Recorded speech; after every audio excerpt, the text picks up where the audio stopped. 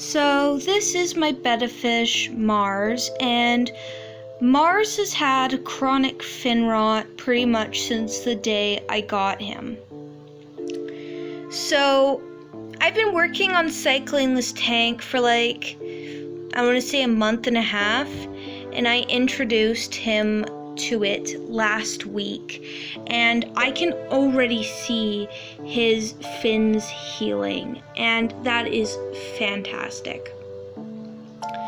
So I'm just going to talk about why I think it's better to just redesign the aquarium as opposed to dosing medications, and what changes you can make to your aquarium to stop fin rot from progressing and to allow it to heal. So a lot of male betta fish develop fin rot because their fins are not a trait that is naturally found in their species. It's been bred into them to have these massive fins, and since this is an unnatural trait, it can often hamper them, just like those smooshed in faces hamper pugs and stops them from being able to breathe properly. These massive fins, they can weigh down male betta fish and cause them to not be able to swim properly, and the effort it takes them to swim can cause tears to develop in the tail. Very small tears that we may not even be able to see without looking very closely, but that doesn't mean that those tears can't still get infected and poorly affect the betta fish. So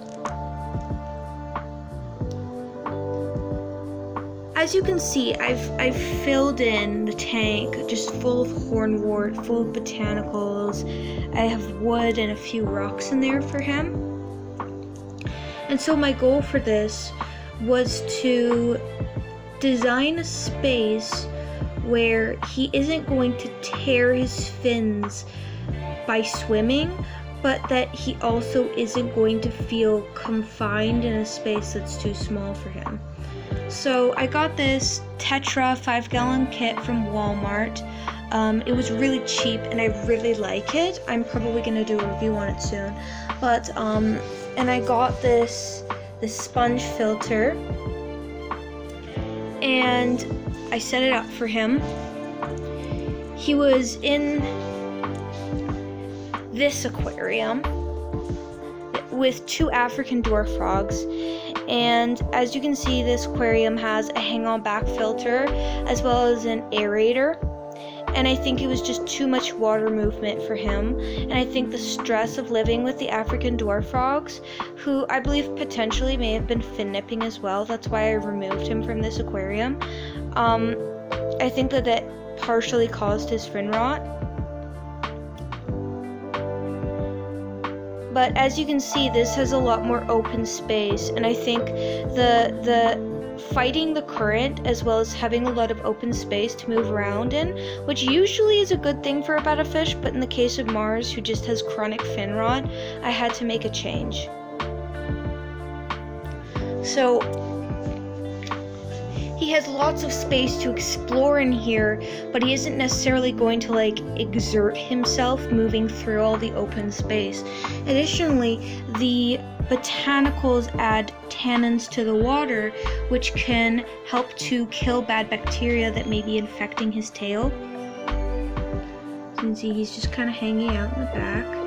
But the sponge filter is really beneficial because it helps to filter out the water without causing so much flow that he has to fight against it. And I think that was probably a really big issue in the other tank as well. I think he may have also potentially have gotten his tail snagged inside the intake of the HOB filter.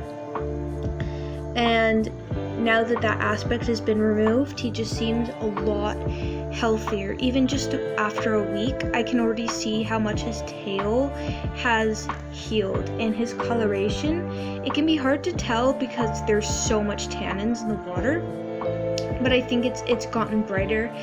And I have a Christmas moss attached to the Mopani wood, and it's just 2 plants in here, just hornwort and Christmas moss, but I really like the look of it.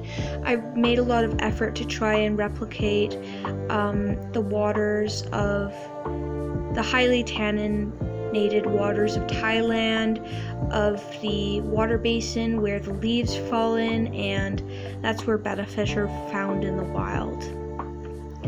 So I'm hoping that this change of pace will help to heal his fins and ensure that he lives a longer, happier life.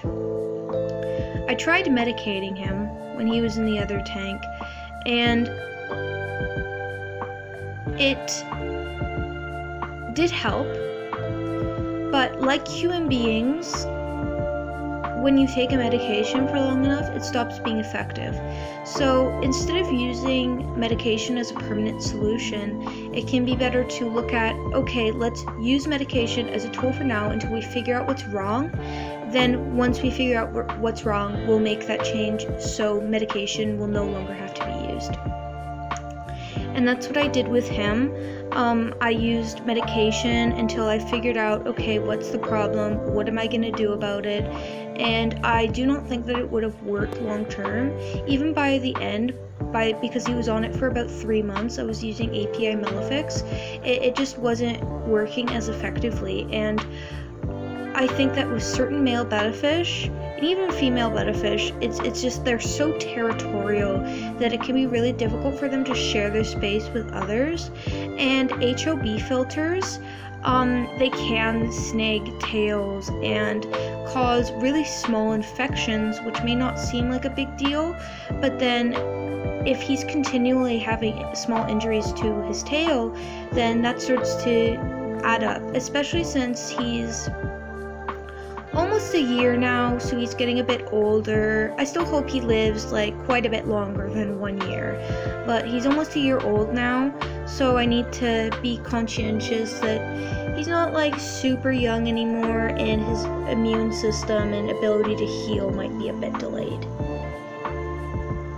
But I'm just waiting for him to start bubble nesting in here, and I'm surprised he hasn't done it already, but maybe he needs a bit more time because he's only been in here for like a week. But I hope that he enjoys it, and I hope that you all enjoy it too, because I feel like this is a really aesthetic little aquarium. It's 5 gallons, just him, and it's full of plants and botanicals, and it looks really natural, so I'm proud of my work, and he seems to be enjoying it.